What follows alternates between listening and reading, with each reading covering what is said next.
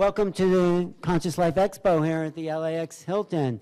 Yay, here we are. All right, come on in. Okay. Thanks for the applause. Heaven isn't the limit to the dead. It's available to everyone right here, right now. Susanne Wilson covers the gamut of opening up to this next level of awareness. And what we're just talking about is like, someone could tell you and give you a psychic reading, but isn't it better to be the psychic yourself and access that realm? So I think that's one of, besides many others, that's one of Suzanne's major gifts, is helping people open up to those other levels of awareness. And I think that's what we're going to do today. So you're in for a real treat. Let's give Suzanne a big, big hand. Thank you. Thanks, Alan. I appreciate that. Of course. Thank you so much. That is very nice to be introduced by the Alan Steinfeld. Pretty cool. Give me 1 second here.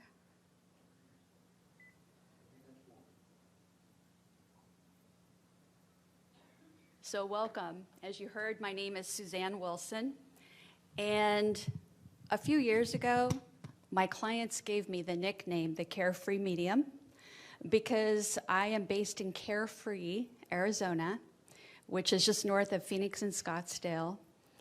It worked for me to be called that because I truly believe that once you accept the greater reality that there is no death, only the physical body will die, and that you're constantly surrounded by a loving group of entities, spirit guides, angels, loved ones in the light, if that becomes your reality, you can live a more carefree life.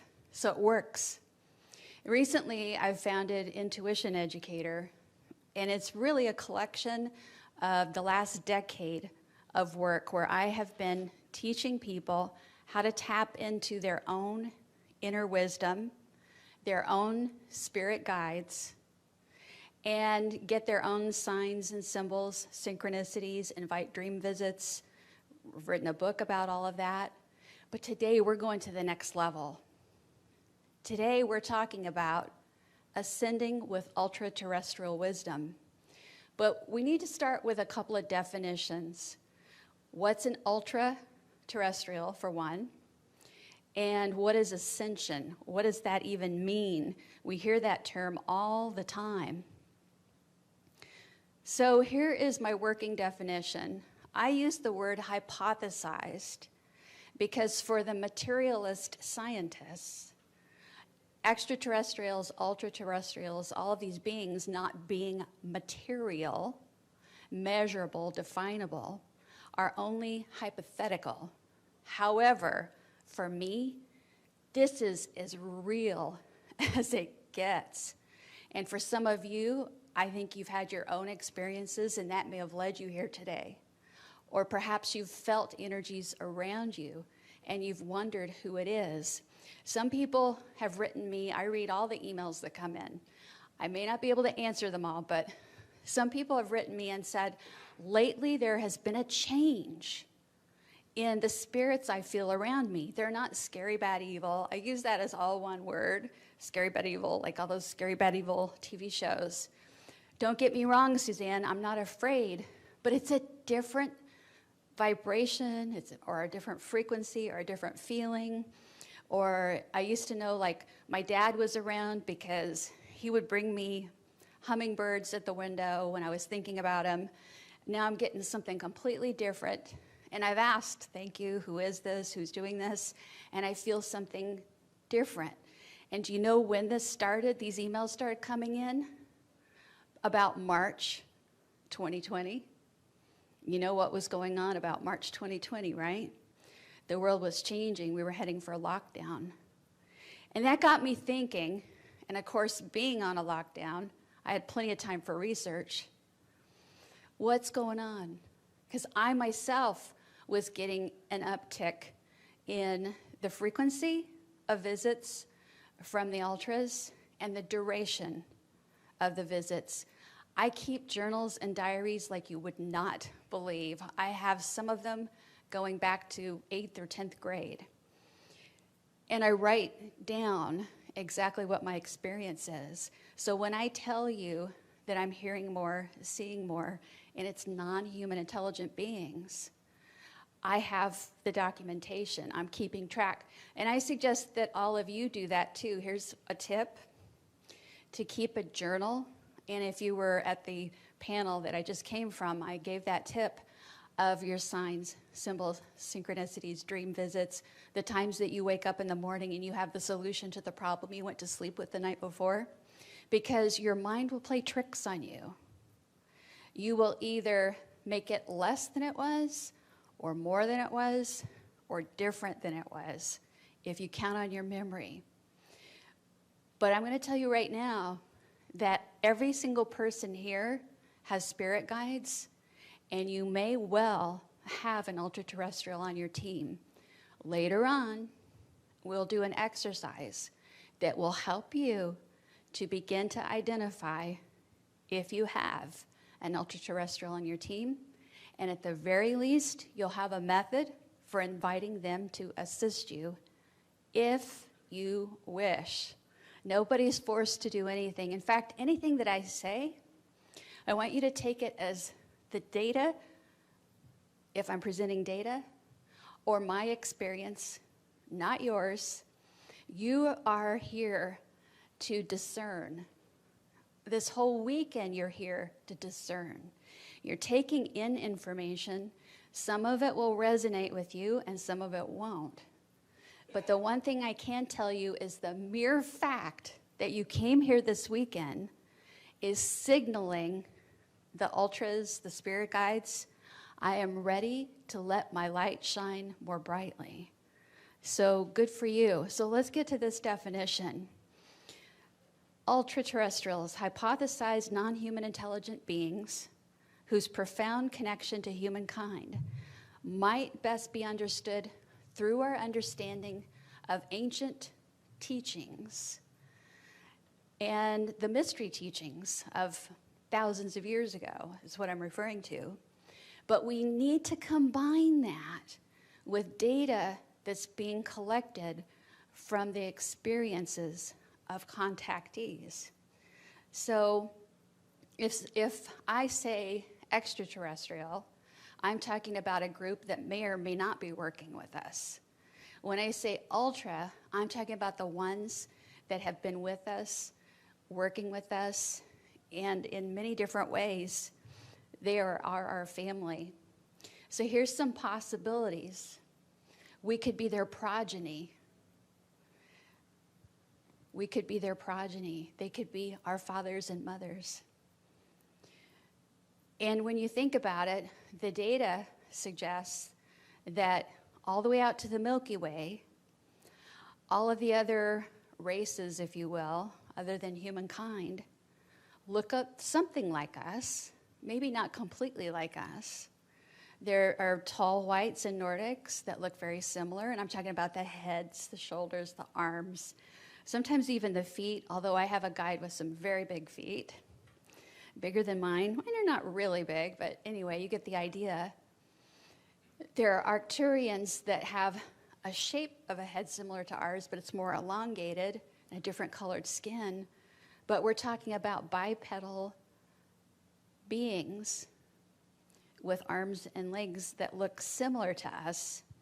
And I'm going to give you some examples of why I think we may be their progeny in just a bit.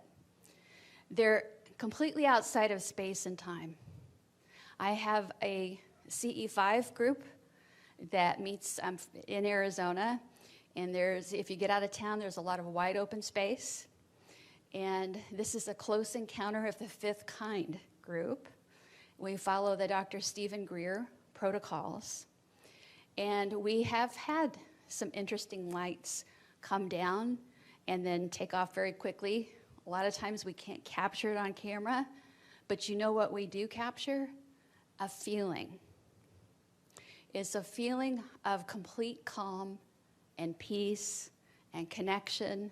And then, we're spending the weekend out in the country up on our ranch, and invariably, everybody wakes up the next morning and says, oh my God, I had the best sleep. I haven't slept that good in so long. So I feel like maybe they're giving us a healing too. as they buzz by. And they phase in and out. And that's one of the theories of why they exist outside of space-time. There's this big light, and all of a sudden it just disappears. It didn't shoot across the sky. It didn't fly away. It just phased out. They have light bodies and can assume the physical form. And I'm going to give you an example of that in a little bit, too. Now, let's talk about data. We've talked about a definition for ultra-terrestrial. Think of them as the good guys, okay? What's going on with data? There are many different areas of focus, and these are academic studies using scientific, qualitative, and quantitative methods. And look at these different areas of study.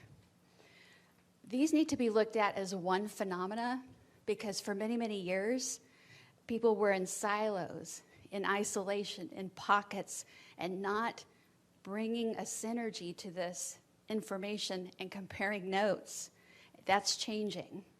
So we have the out-of-body experiencers who bump into the ultra-terrestrials.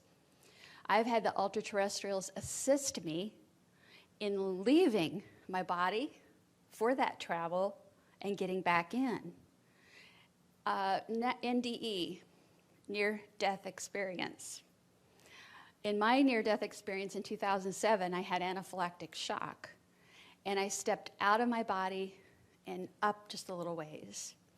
And there were all these colors and lights that were around me. The only being I recognized in that brief period of being out, because I was given an injection that brought me back, it started my breathing again, the only being I recognized was my grandfather. He was standing behind me and he had his arms around me. But there were all these beautiful lights and music. A few years later, one of my guides would say, "My face was in the light, and you knew me, but you did not know me." And I'm like, your face was in the light, and I knew you, and I did not know you. I had to think about this a little bit and digest it. My own ultra-terrestrial guide had helped me, knowing that it wasn't my time to die, and didn't want to scare me because he's a big blue guy with a big Arcturian look. And so he just became his light body to assist me in this horrible experience of losing my air, losing my heartbeat, leaving my body. And so when I figured out what he meant, and I don't know why they have to be so cryptic, guys, but, you know, I think it's part of our learning, part of our discernment, I guess. I thanked him and broke down into tears. Because I'm like, I should have thanked you back in 2007. This is years later. No thanks is needed. I have always been with you. I will always be with you. I'm like, wow, I'm not worthy. And immediately the communication shut off. You know, I was thinking, what did I do to get such a lofty guide? They don't want us to be like that.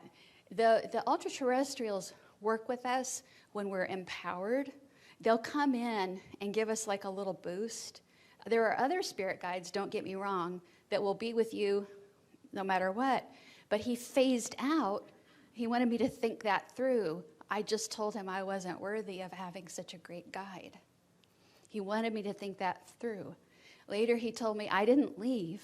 I left from your view so that your view of yourself would not be clouded by who I am. Who are you? I'm like, oh God, we're talking in riddles again. Oh, I'm glad I write this stuff down because once I see it in writing, I begin to realize he's guiding me. He's teaching me discernment. He's teaching me my worth and that every single person is worthy of having the best darn guides, no matter what part of the Milky Way or wherever else they come from. So the out-of-body experiencers, there is data collected from near-death experiences, astral travel, Please know that you're not on film. I'm the only one being filmed, but please raise your hand if you've had an out-of-body experience. Okay, 1, 2, 3. Okay, good, thank you. So a little more than half, it looks like. Well, the astral travel experiences will happen when our body sleeps. We'll be in most likely deep delta. The soul leaves the body. And my experience, having done this since I was a child, is that I'm still tethered to the body by a cord of light. Some people say they have experienced it as a golden cord. I just see sort of like a beam of light. Were I to die, you know that consciousness is non-local, my consciousness would just let that cord snap, and I wouldn't be able to come back, but because I have that cord, I can come back. I have traveled to Astral Phoenix and been in the bad part of town. So the astral levels that we can get while we're still alive in our bodies can vary, and they're not all wonderful, because we're not talking about heaven. In an out-of-body experience, you're not going to the afterlife. You're visiting an astral plane where there are many types of interdimensional beings there. And many of our near-death experiencers have that, not just astral travel. And then we talk about the hallucinogenic journeys, the shamanic journeys. The hallucinogenic journeys are not only helping to heal post-traumatic stress disorders, they're also helping people expand their consciousness, given the right facilitators, the right dosages, the right assessment and follow-up. People are meeting guides. They may meet Jesus, Buddha, Yogananda, or a being that looks human but is not quite human. And what they feel, the only thing they can feel from that being is unconditional love and acceptance. You have a stargate within you. It's the heart. Your heart has a bigger electrical field than your brain. And that stargate can be opened up and expanded given the right conditions. And if you have an ultra-terrestrial guide who has selected to work with you and assist you, guess what? They're going to take advantage of that opportunity if you're doing a drumming journey or whatever it is. Mental mediumship. And remember, this is what I really started with, is the mental mediumship. But it's not limited to professional people. Now, I submitted myself to being studied at the University of Arizona, their consciousness laboratories. So I've been studied for mediumship under double-blind and triple-blind conditions so that it would be known that I am giving evidence that proves the survival of consciousness. However, since around March of 2020, many more people are having their own spontaneous experiences of visits from loved ones, beloved people and pets, and otherworldly beings. And sometimes when they ask me about it, they'll say, Susanne, I think I experienced an angel. What they describe to me will often remind me of one of the ultras. But when you think about it, it's a label. One person's angel could be another person's ultra-terrestrial. The common theme has been that all they can feel in the presence of that entity is, I have never felt so much love in my life. And that's a common theme with a lot of the out-of-body experiences as well. Remote viewers have been able to see inside of craft, those spacecraft that exist outside of space and time can be remote viewed. Why? Because remote viewing doesn't need space or time. It needs a coordinate and a trained person in order to do the viewing. And then finally, I mentioned the Close Encounter of the Fifth Kind groups, where we go outside, we look up at the sky, and we follow a meditation protocol to make contact in consciousness with beings that are in prayer or meditation that love us and care about us. And we show them where we are. Our hearts are giving them our coordinates so that they can follow us back. How cool is that? And this stuff is getting measured. It is not just hearsay or rumor. There are no unnatural or supernatural phenomena, only very large gaps in our knowledge of what is natural.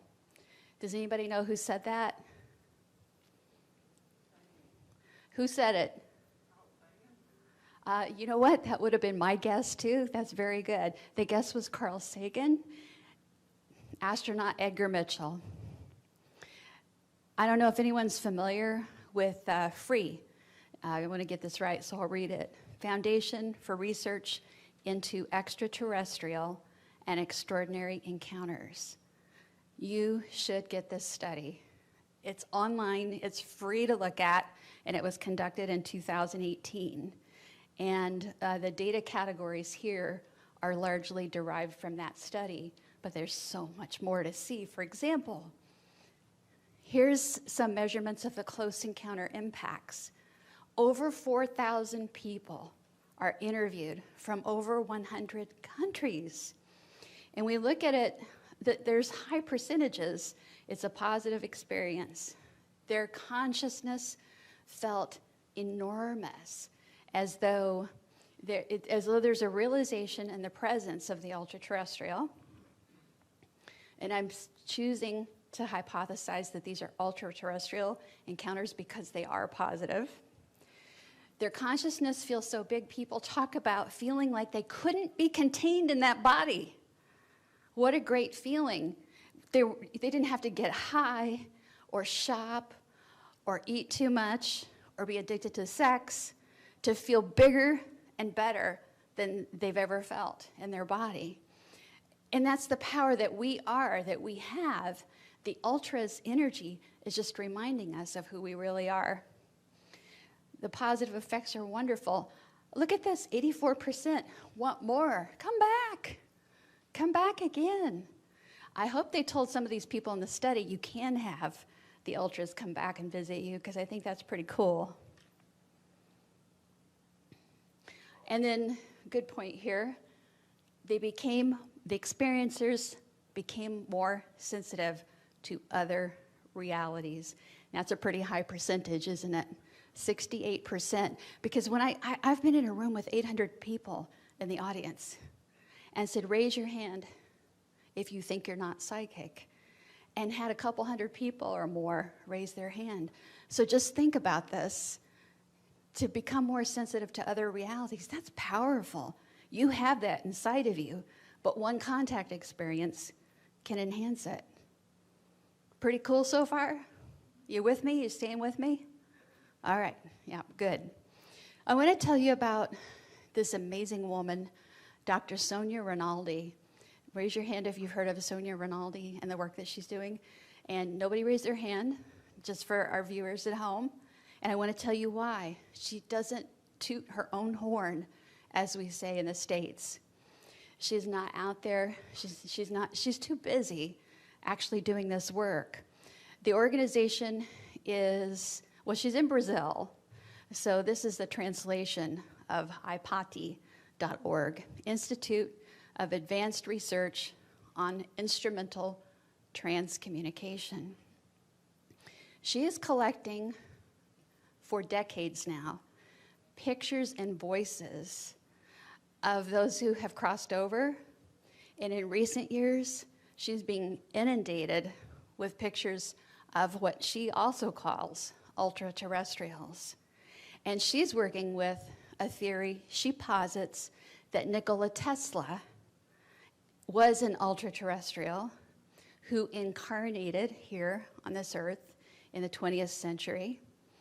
But, of course, there's the so-called veil of forgetfulness of who you are so that you can learn and live as a human.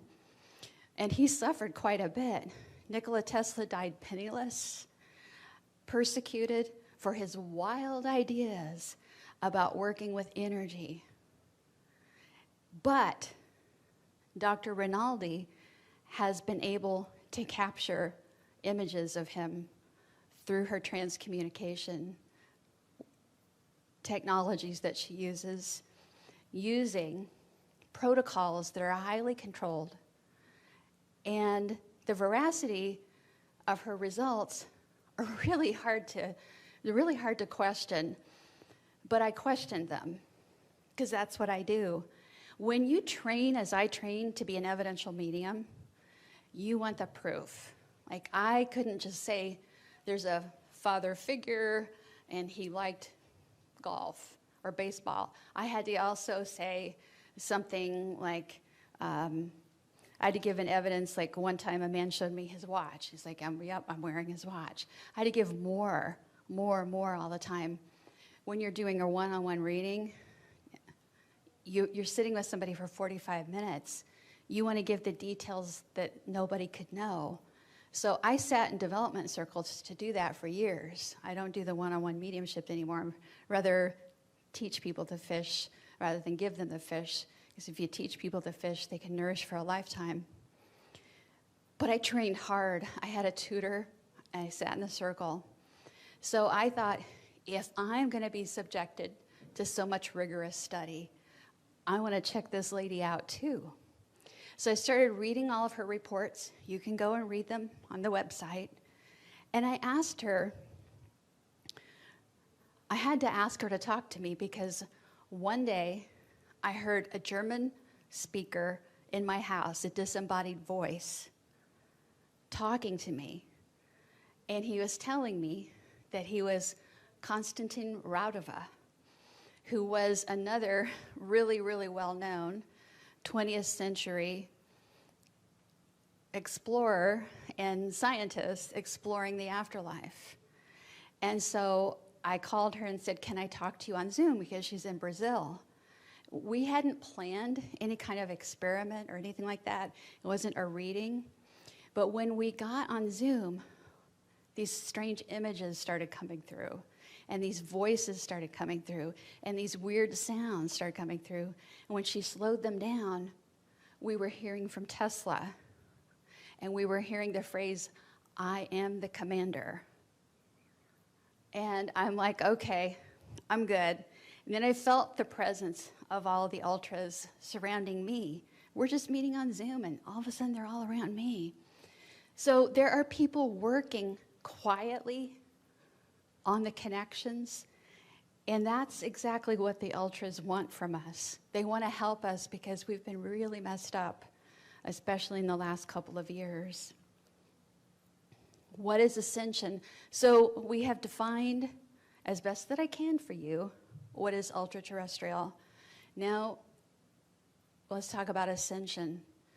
Ascension has to do with our consciousness being raised so much and so acutely that we become light bodies. Right now, to ascend, you gotta die. When you think about it, how do you become a light body? You become a soul. Your body dies and you leave. Where do you go? Is heaven up there? Is it over here? I posit that heaven is right here at a different rate of speed, not way up there. But there are people working to get into their light bodies while they're still on Earth. The panel that I just came from a little while ago, people were asking, the questions from the audience were, how long is all this COVID stuff going to last? What is it here for? What's the purpose of it? And the theme that kept running through is that it wasn't created as a punishment for us, and it wasn't even created by anybody else but us, humankind. But the ultra-terrestrials and the loved ones who are on the other side could see it coming. The reason why is because the things that manifest here on Earth manifest first in the quantum field, and then they're placed here for the experience. And they were trying to give heads up. They were trying to let us know. And our ultra-terrestrial friend and my particular guide, who's Arcturian, I don't know why, but I'll be darned. I bought a boatload of toilet paper in January of 2020. Remember the shortages? And I had no idea why. I thought, it just made no sense. I'm one person. But it was just like a little thing. It was like some little heads up. I started having dreams about natural disasters. And, I have great dreams, you guys. I astral travel almost every single night. My dreams are beautiful. I can't wait to get to sleep. And I'm having these nightmares about all these big things killing people. There's something that the heart was tuning into there. And later on, the name we've agreed upon for me to call him is Bruce Aaron, the Arcturian. Later on, he would tell me, I was just trying to say something big and bad that would kill a lot of people is coming, and I had to do it gently to get into your awareness. But we were still hoping that we could avert disaster. We were still hoping, because not every single thing that starts to manifest in the quantum field has to come to Earth, because you people on Earth, me and you and the others, we have the free will to make changes. And what's the change that we're making? Well, Ascension is a long ways off, but look at how far we've come. And Ascension would be being pure. You hear love and light all the time. Yeah, love and light, love and light, love and light. But that comes from somewhere. And it comes from ancient wisdom teachings, which the Ultra-Terrestrials are the ones that gave us those teachings. And it's about transforming into pure love without dying.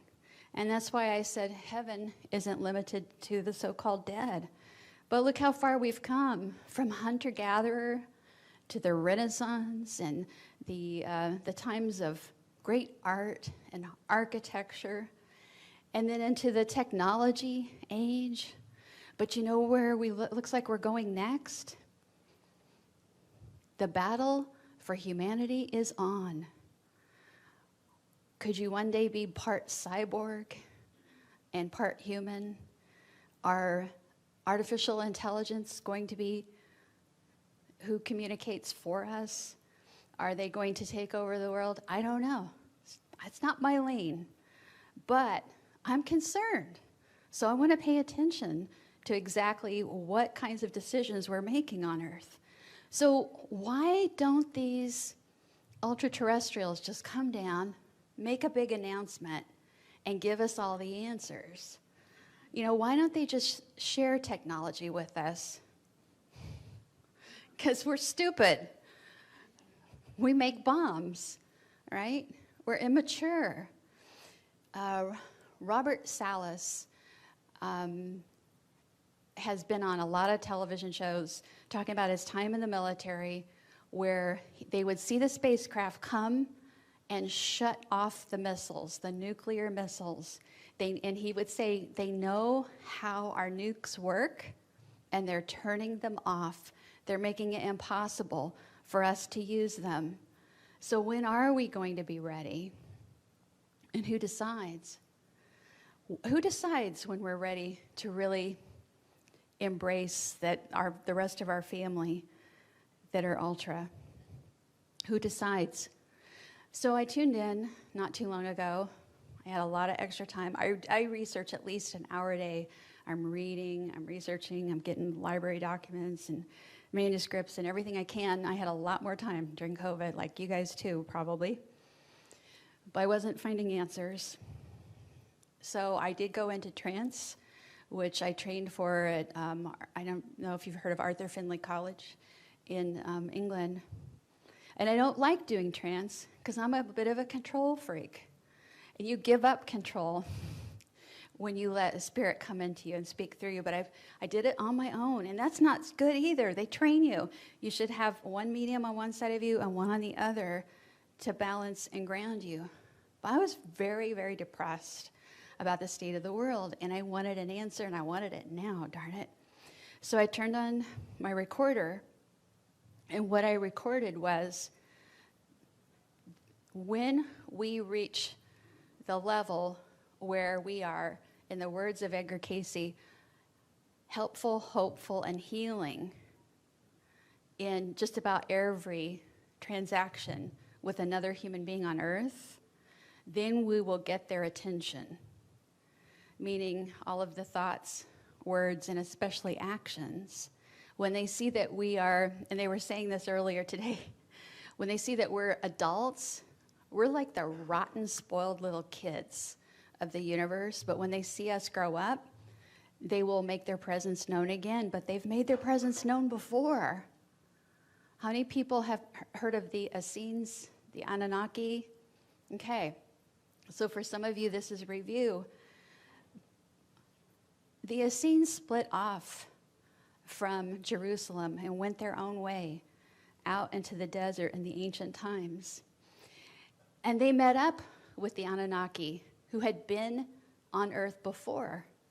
The Anunnaki could go back 500,000 years in theory.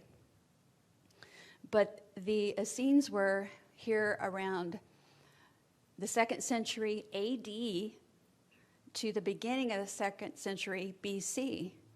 And the Anunnaki were with them and working as family and community, breaking bread together, praying together, working together. And the Anunnaki were the gods.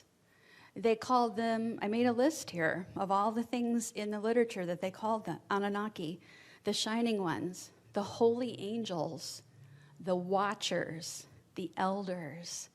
And what they were teaching was our whole role for being here on earth is to transform earth into pure love. And that once we do that, we have paradise on earth. It serves two purposes. It keeps us existing. It teaches us. We grow and we learn. But this was the Anunnaki playground. This was the resort earth before we were even here, before they or other ultra-terrestrials seeded us and helped to create us through the grace of the Creator, the Source. And this was their vacation home, if you will. I know I don't mean to be reductive or oversimplify, but they want this place to survive, and now they've fallen in love with us. And they want us to not only survive, but to thrive. But they can't give us all the answers, and they won't give us all the answers. They want us to tune in to them. Are you still with me? Still with me? Okay, good. So how do we do that? Well, many ways with rituals, many ways with prayer and meditation. I am exploring the Mahayana Buddhism, and there's a belief here that you can ascend in one lifetime, potentially, instead of many. This is also known as the Great Vehicle. The Essenes were aspiring to what the Anunnaki told them was a city in the sky. And there's even art that you can find that shows a matching city floating just above another city. But that elevated city, and it's more metaphorical, but that elevated city consisted of only personalities of love and compassion for self and for others. They were seeking the perfections. You've probably heard of these perfections before in Buddhism: generosity, ethics, patience, joyful endeavor, meditative concentration. That doesn't mean you have to sit and meditate for hours and hours and hours. It means that you have to have focus and concentration. The wisdom and the awareness has to do with how you learn from your screw-ups or the decisions you made that you're not proud of. Dr. Joe Dispenza talks about the neurons and the pathways that we create in our brains. And if you want to change your personality or the way that you live, you change your thoughts first, and the actions will follow. The neurons that don't fire together anymore because you've broken a habit, if they don't fire together, they don't wire together. And that pathway leaves. And your old habit, the old you that you want to release and let go, doesn't just die or go away. It's stored here in this heart. It's stored as wisdom. And the new personality, the new firing of the neurons creates the new you. That is one of the main things that the ultras are here to do for us. They see that we're getting stuck in the muck and the mire. We're getting really into the weeds. All these metaphorical things just to say that life is tough, but life has been tough before. It goes in cycles. It may be 200 years, 300 years before we really start to feel that we're in our light bodies, but you can start right now. You can start right now working on yourself and inviting in that powerful guide around you to work with you. You can ask them for a molecular upgrade. Work on me while I sleep. Help me release that which no longer serves me. Seal any tears or holes or cracks in my auric, my energy field, so that I can hold all of that love and light. Because if I can't hold it for myself, I can't share it with anyone else. Ask. Before you fall asleep, ask, work on me, help me. But you have to mean it. That's the key. You have to mean it. So the whole goal with the Mahayana is to become perfected, or arhat, the perfected ones, the saints. And this is a lofty goal, especially in a very polarized world and society that we're in. So I'm going to challenge you to not try to change other people. Just try to love them where they're at. Or if you can't love them, because it's hard to make yourself feel love, have the agape love, which is the respect. You can always have respect because you can't make yourself feel things. You can ask the source. You can ask your guides to work on your heart chakra and let go of any anger or resentment. And that's how you ascend. But choose something simple to start with. If I said you got to go and do all these things and you got to start today and you got to do them all every day right now, you're just going to walk out the door because it's a little bit too much to ask. We're not saints. And the world requires us to have a bit of an edge just to get through the day, doesn't it? Just choose one thing, but ask for help, which we're going to do in just a little bit here. So we don't become enlightened by imagining, I'm turning into a figure of light. One does not become enlightened by imagining figures of light, but by making the darkness conscious. So Jung was really talking about examining the shadow self. I think of the work of Debbie Ford, who's now on the other side, telling us that we need to examine those parts of us that have anger and fear and bring them to the light and learn from them.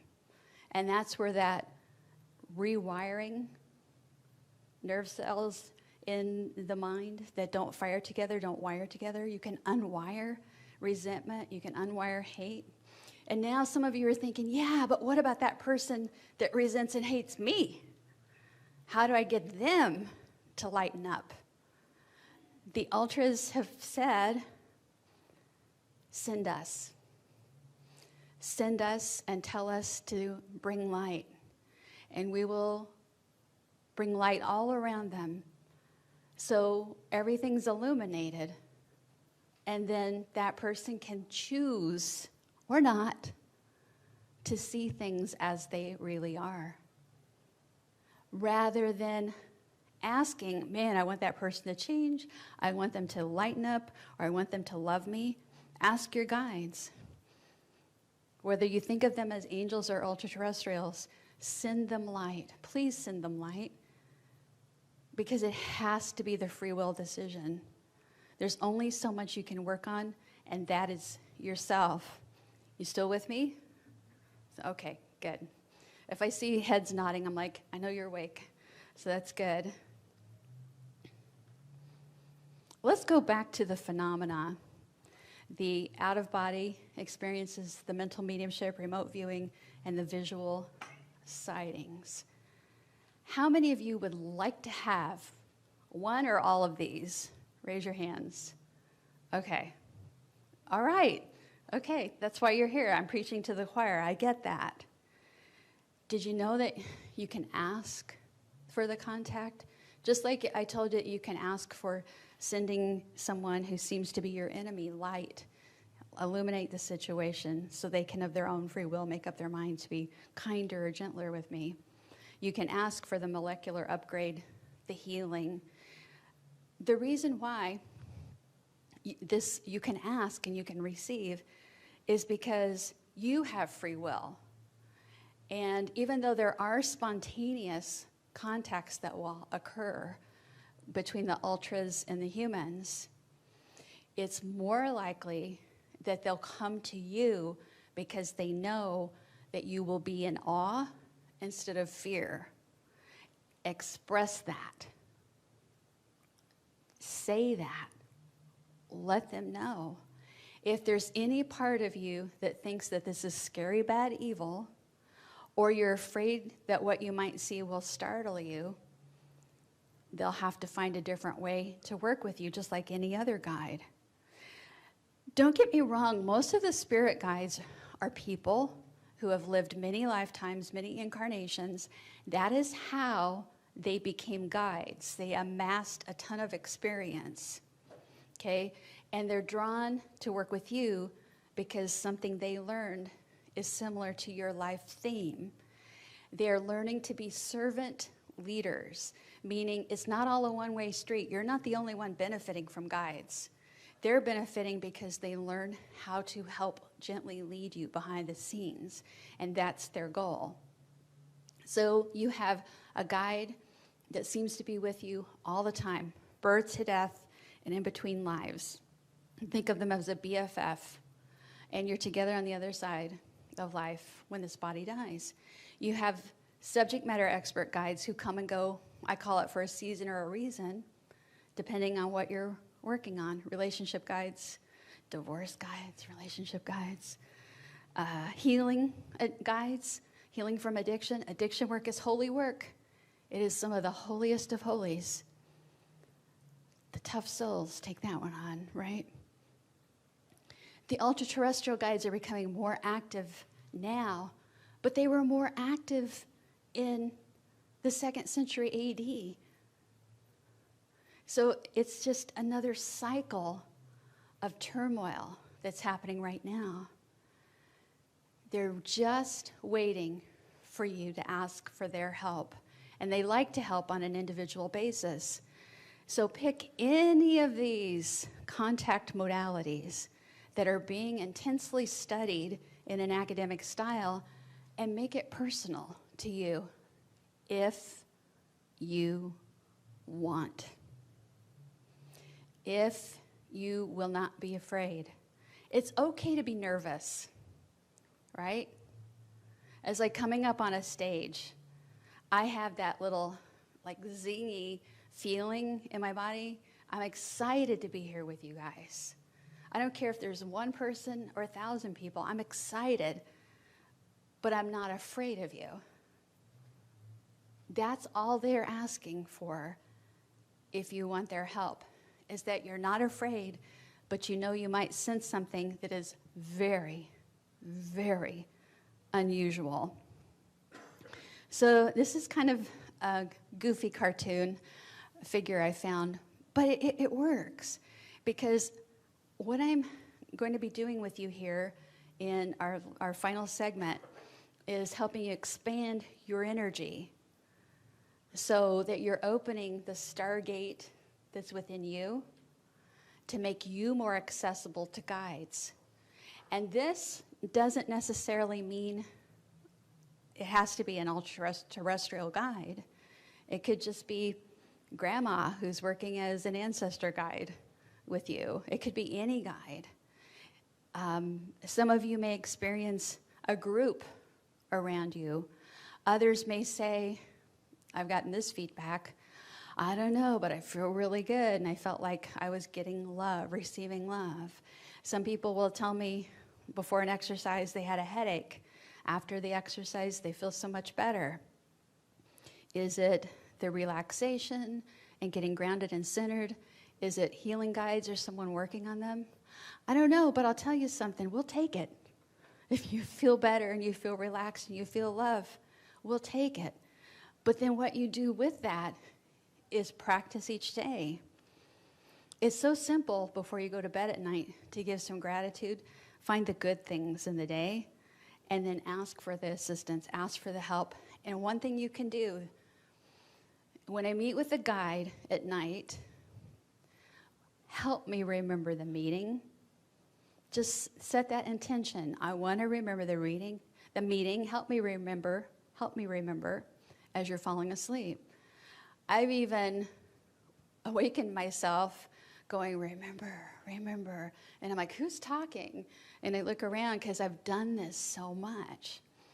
I've astral traveled so much and had so many dream visits. I've started using this one little trick of during the day, taking 2 fingers and pressing my hand to make sure I'm really here. I'm not dreaming. Because in a dream, you'll go right through.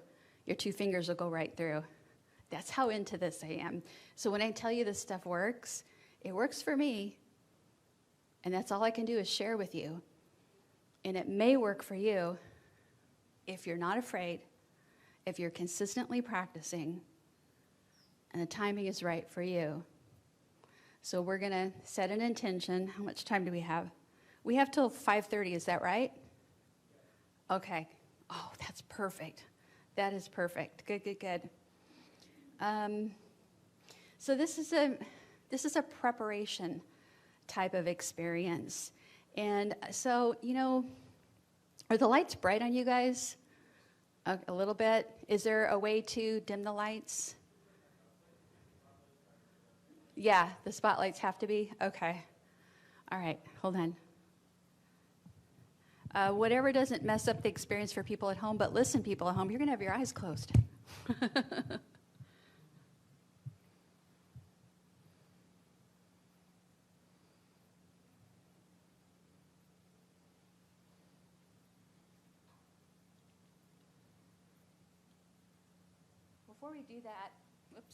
Before we do that, I'd like you to stand up and stretch. And you're not on camera, just stretch. Don't turn around and wave at the camera unless you want to be on. Turn your head from side to side, roll your shoulders. Move your feet a little bit like you're walking in place. You're going to feel so much more comfortable for this exercise now. And as soon as the lights are dimmed, you can have a seat. You can sit down now if you want to. It feels good to stand up.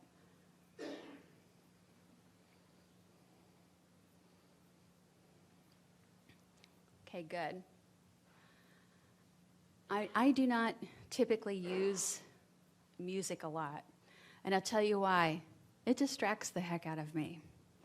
And so I figured there must be other people it distracts. I almost have like misophonia. Do you guys know what that is? Like some of the noises bother you. Like I'm in a meditation and something goes twing, twing, whatever. So I do have guided meditations. They do have music with them. But a sound engineer has worked on it. So I'm not going to subject you to any sounds but my voice, which hopefully does not annoy you. But anyway, oh my God, I just felt a big wave of energy come in. Hold on. Woo.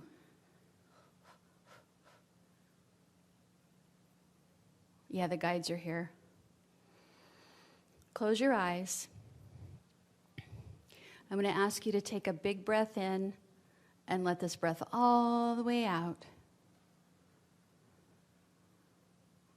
And a second big breath in and let it all the way out.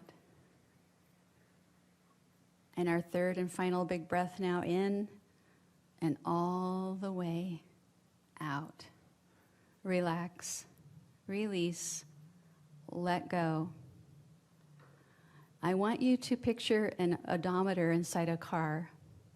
The miles, 100,000, 50,000, 25,000, 5,000, 0. Let that visual just fade away. And now visualize or imagine or simply know that above you there is a light, and you can choose the color or colors of the light. It assumes the shape of a heart, a beautiful heart-shaped light that now moves down through your face, down through your shoulders. As it stops at your heart, this light enters the heart, expanding your heart and lungs. And take another big breath in, breathe all the way out, let the light come in. Think of your heart as a doorway, a portal, a stargate. You may even picture that there is a door on the front of your heart. I'm going to count down from 3 to 1, and when I reach 1, you'll see yourself opening that door. 3, 2, and 1, the door to your heart is open. There's light emanating from inside. You can choose the color or colors of this light. And know that this is a doorway. Yes, you're visualizing. Yes, you're imagining. However, in the quantum field, this is happening there as well. In the quantum field, your light body, your heart is open. You are open to receive images, messages, words. I want you now to visualize or imagine that you're looking at a large television screen that's blank. Sitting, looking at the television screen. Beside you on a table, there is a remote control. I want you to press the button on the remote. And as you do, a small, round white light is appearing in the middle of the screen. This light is spinning and moving.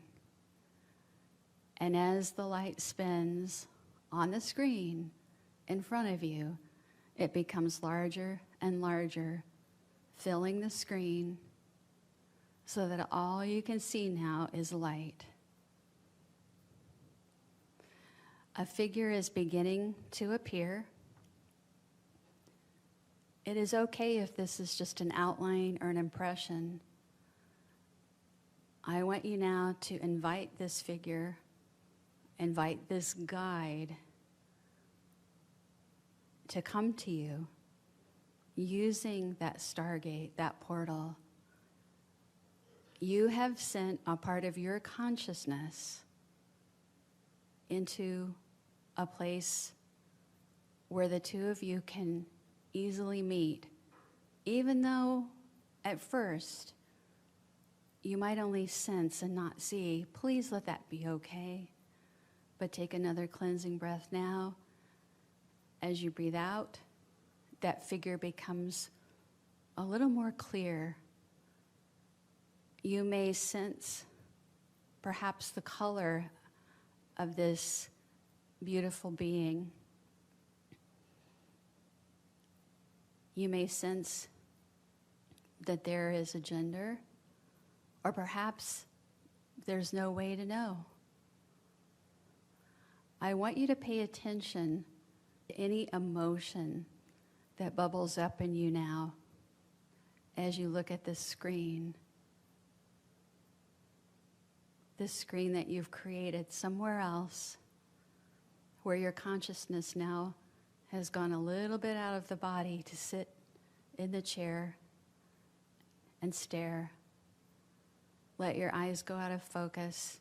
You are using your inner vision. It is natural and it is right. I'm going to count from 3 to 1, and this time when I reach 1, the guide will come into even clearer focus. 3, 2, and 1, focus. It may be very brief, just a couple of seconds, but get an idea of the feeling, the sense of what they may look like. Is this an ultra-terrestrial? Is this someone that may seem familiar, but you don't quite know who they are? Or is this a loved one who's in spirit, who's been working with you? If you notice that a loved one has come in, they're here to help. They want you to have the best of everything. If this is a human guide, they have come to help. They want you to have the best of everything. They will help bring in an ultra-terrestrial teacher and healer for you. At this point, you may become aware of two different presences on the screen, or one. However this appears to you, it may just be a feeling or a knowing. Maybe it's not visual at all. I simply know I am loved. I am empowered. I am not alone. I am never alone. Now, the guide or guides will step to the side of the screen, leaving a part of the screen blank, so that now they can type or write a message for you. The letters may appear all at once, or one by one, or you may hear them. It may be your own voice, but there will be a word or words, something loving, helpful, hopeful, and healing that they want to share with you. I'll be silent for a moment as they share this word or phrase. Just let it come to you however it does. And if it's not working, you'll do it again later. Take a moment and either hear, simply know, or see that word or phrase from these beloveds.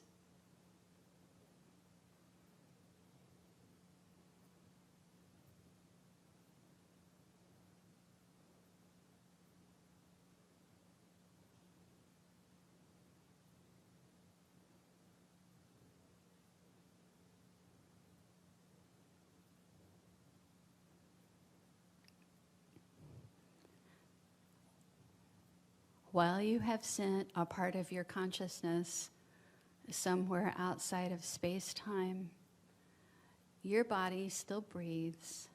It is automatic, and you can feel your body. The part of your consciousness is still there. I want you to notice if there's any place in your body that has pain. Perhaps you have an area of concern or chronic pain, or a dis-ease process in your body, something you're already aware of that you would like to heal.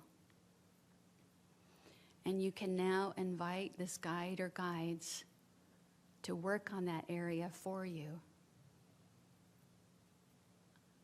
I want you to invite them, if you like, and mentally tell them, I am healing. And picture that part of you that hurts or bothers you in the physical body. I am healing, help me now. I am healing, help me now. I am healing, help me now.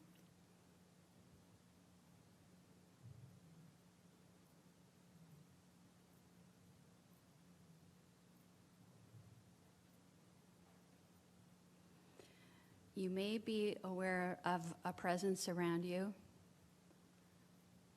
Please let that be okay if there's a warmth or a thickness in the air. Or maybe you feel nothing at all but feel relaxed. However you experience this connection is fine.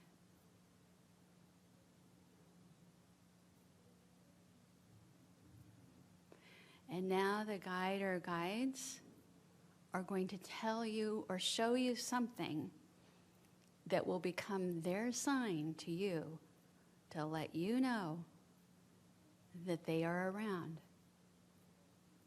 You may picture a particular bird or a feather, a certain kind of crystal, a key phrase, but whenever the guides want to let you know they're close by and helping you and that they are real, they will make sure and draw your attention to this object. Choose something that exists in the physical world, something you don't see all the time.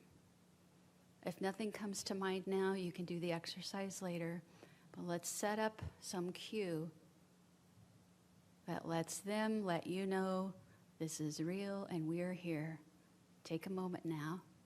When you have chosen this item, do not choose the timing of it being shown to you for the first time, and do not choose how it is shown to you. It can come in so many ways. Take a moment now and make the arrangement of the sign they will give. See it. If it's an object you can hold, remember what it feels like. Make it real. Good.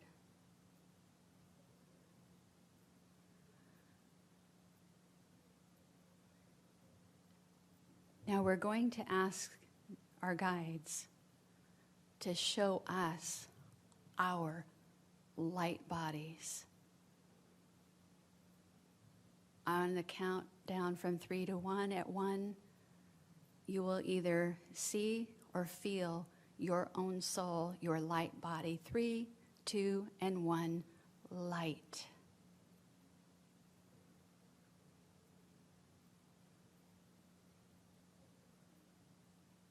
I want you to notice the feeling that you get.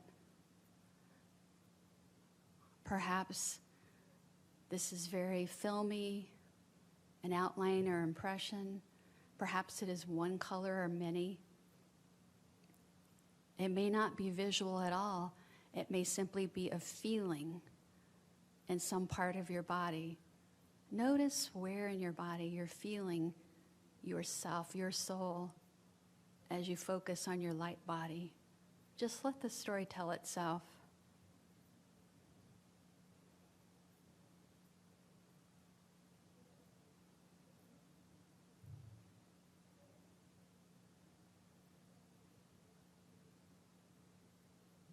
You're doing very well. And now you have an opportunity to say whatever you want to say to your guides.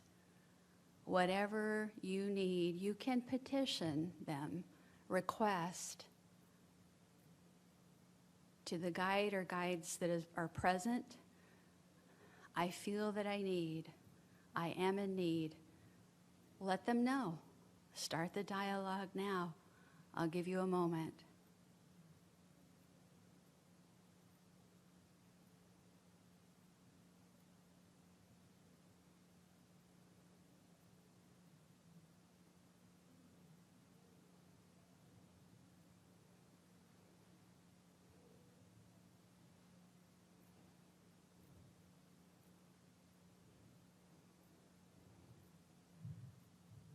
And now, take this opportunity to embrace perhaps a hug, a handshake. Let the energies merge. Bring them closer to you. There is no need for a screen or a television or a remote control. 3, 2, 1, merge.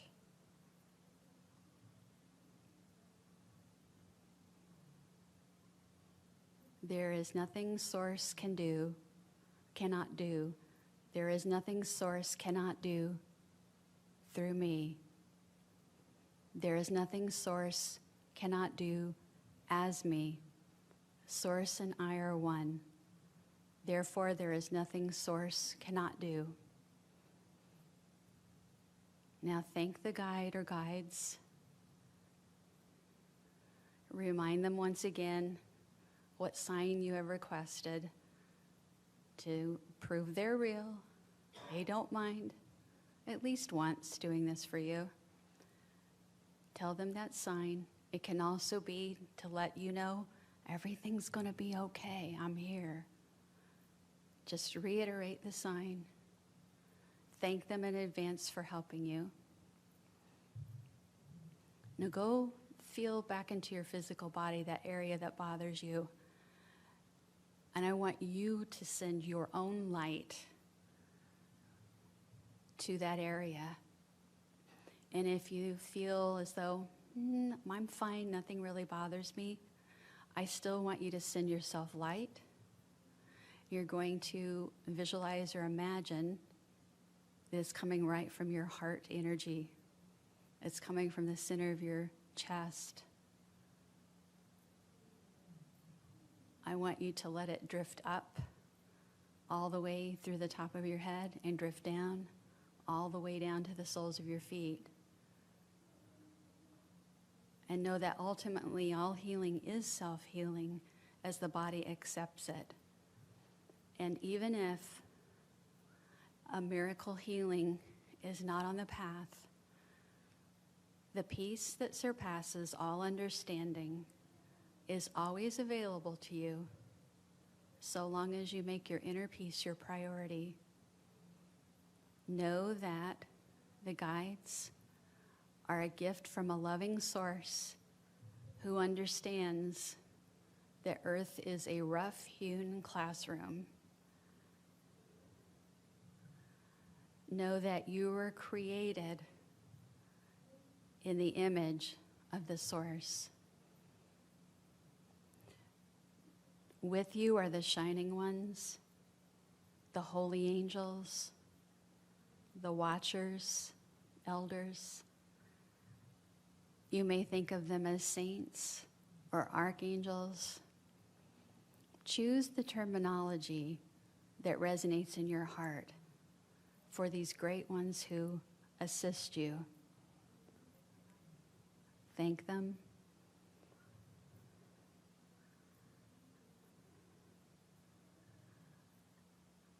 And now I want you to keep your eyes closed still, but draw your attention completely back to your physical body.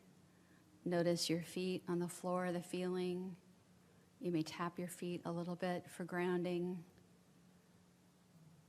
And in your mind say, I call my energy back.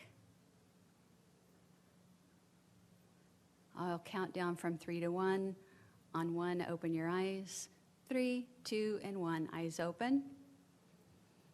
We can have our lights back. Good.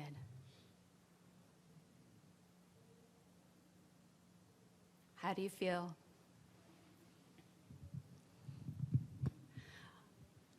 I want to tell you, for those of you watching at home, if you have questions, you are welcome to go to carefreemedium.com and email me. I will answer questions. It may take some time. If you don't hear from me, you can send a box of chocolates. You may hear back sooner. I'm just kidding. And for those of you here, I'm going to stay a little after to take your questions, because I have another thing I want to share with you in the remaining time. And that is that the experiences of light that we have, it is very important that when someone tells you about their contact experience with an ultra-terrestrial or an angel, about a dream visit they had with a loved one or guide, it's very, very important to get this, because this will set you up for success. Never compare your experience to the experience of another, because it's always unique. Last night here at the Conscious Life Expo, which is a wonderful event, I was on a panel where a colleague led a guided imagery like this, something different, but the same kind of technique. And people were reporting completely different experiences. And we were making the point that your experience is yours. Someone else's experience is theirs. But if you don't ask, if you never ask, you can brush right by and miss an opportunity. So I'm going to give you a little tip. By the way, it was Mark Twain who said, comparison is the death of joy. No comparisons. So just take it as data, qualitative data, information. If you talk to somebody and they say, oh, I saw these colors, and you're like, I didn't see anything. I just felt this or that. That's fine. But one more point here. Never before has it been so urgent that we reach out to every resource that we possibly can to try to bring more light to Earth. In your lifetime and mine, I can't think of a time where we've needed more help. Can you? The divisions, the polarities, the light, the lack of light, please, please ask your guides to help you release any judgment or anger or disappointment in people who don't agree with you. Ask for their help. Ask for the help of God or the source. And remember that guides are gifts. They're not gods. Now, the ancient Essenes and other cultures probably thought that they were gods. They called them gods. But they were God sent. As are you, my friends. Thank you for spending this time with me. I'm going to hang out for about 20 minutes here and answer any questions individually. Thank you.